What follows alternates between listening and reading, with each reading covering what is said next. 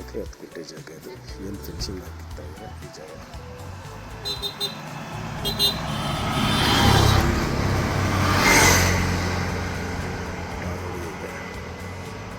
1 ಎಕರೆ 10 ಗುಂಟೆ ಮಾವಿನ ತೋಟ ಇದು. ಸ್ಕ್ವೇರ್ ಆಗಿದೆ.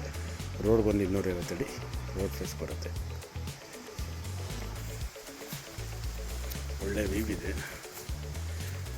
ಮಾವಿನ ತೋಟ ಇದು ಕಂಪ್ಲೀಟಾಗಿ. ಒಂದು ಚಿಕ್ಕದೊಂದು ಫಾರ್ಮ್ ಹೌಸ್ ಮಾಡಿಕೊಂಡು ಇರುವಂಥ ಜಾಗ ಇದು. ಟೋಟ್ಲಿ 1 ಎಕರೆ 10 ಗುಂಟೆ ಜಾಗ. ಸ್ಕ್ವೇರ್ ಆಗಿದೆ.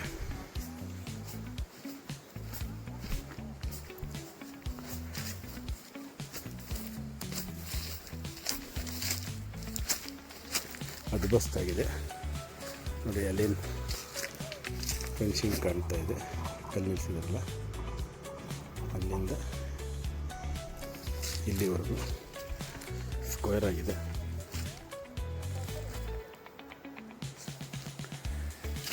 ಟಾರ್ ರೋಡ್ಗೆ ಇರುವಂಥ ಜಾಗ.